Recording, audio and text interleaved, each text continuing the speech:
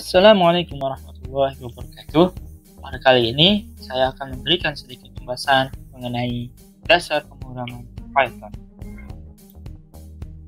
Sebelum kita mulai menulis pada Python, kita terlebih dahulu kenalan dengan apa itu Python. Python yang di sini jelas bukan Python yang ikutan atau sejenis bola Python. Namun Python di sini adalah bahasa pemrograman interpretatif multiguna. Python tidak seperti bahasa lain yang sulit dibaca dan dipahami. Dalam Python, lebih menekankan pada keterbacaan kode agar lebih mudah untuk memahami sintaks. Hal inilah yang membuat Python banyak digemari oleh developers di dunia. Python muncul pertama kali pada tahun 1991. Dirancang oleh seorang programmer asal Belanda yaitu Guido van Rossum.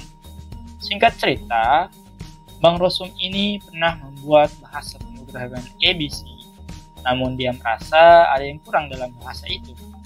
Nah, muncul dari sinilah ia membuat interpreter sebuah bahasa scripting yang baru yang akan menjadi penerus bahasa ABC yang nantinya untuk memikat para pegiat bahasa pemrograman Unix atau C. Itulah singkat cerita kenapa Python bisa terbentuk. Nah, sekarang kita berlanjut. Kenapa kita mesti memilih Python?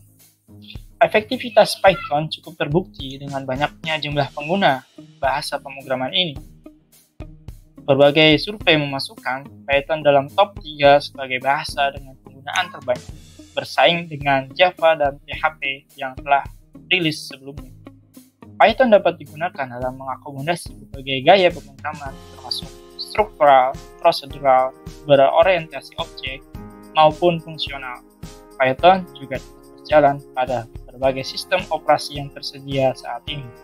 Beberapa pemanfaatan Python diantaranya yaitu web development, software development, matematik dan data science, machine learning, system scripting, dan IoT development.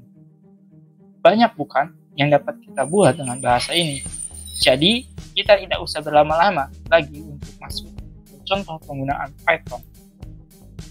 Sebelum masuk, kamu dapat menginstal Python di komputer kamu dengan mengunjungi web Python yang ada di slide ini. Ikuti langkah yang telah diberikan.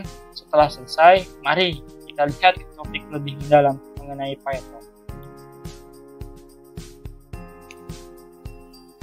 Pada tulisan yang terdapat di papan tulis, kita dapat melihat beberapa variabel A, B, dan C. Itu semua adalah tipe data pada Python.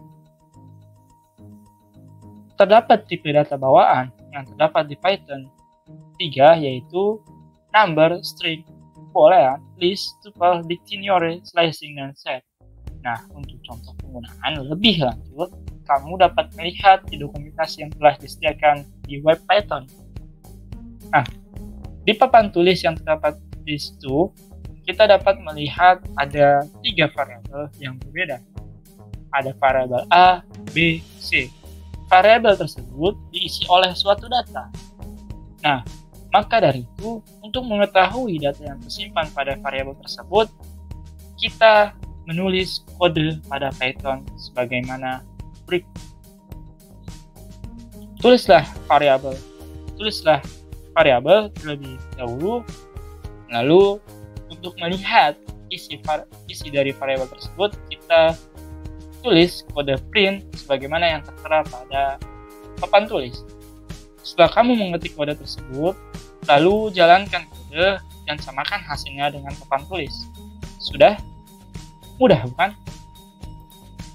Selanjutnya kita akan belajar tentang input dan output pada Python. Pada Python, kita dapat meminta pengguna untuk memasukkan data, menyimpan nilai pada variabel, dan mencetak nilai ke layar. Untuk penjelasan lebih lanjut, kita dapat lihat pada dokumentasi yang disediakan oleh Python. Untuk contoh penggunaannya, kamu bisa melihat tulisan pada papan tulis. Saya memberikan contoh penggunaan input dan output pada Python. Kamu tiru, kamu copy tulisan yang ada di papan tulis, lalu jalankan kode, samakan output yang ada. Mudah, bukan? Kita beralih ke operator pada Python. Setiap logika komputasi yang berada dalam program akan menggunakan ekspresi. Sebuah ekspresi dapat terdiri dari operator dan operan. Operator jelas memiliki fungsinya masing-masing dan direpresentasikan dengan simbol atau keyword tertentu. Untuk lebih jelas lagi, kamu bisa cek dokumentasi yang disediakan oleh Python. Di papan tulis yang telah disediakan, itu merupakan contoh operasi yang ada di Python. Kamu tinggal gunakan operasi tersebut dan samakan. Jalankan dan samakan dengan output di Python kamu. Mungkin ini saja yang dapat disampaikan. Fungsi di Python masih banyak lagi, namun kita terbatas oleh waktu. Kamu dapat mempelajari bahasa ini di web seperti W3 School atau di channel YouTube yang berbahasa Indonesia seperti Kelas Terbuka dan Sekolah Coding. Sekian, terima kasih telah menonton video sampai selesai. Assalamualaikum warahmatullahi wabarakatuh.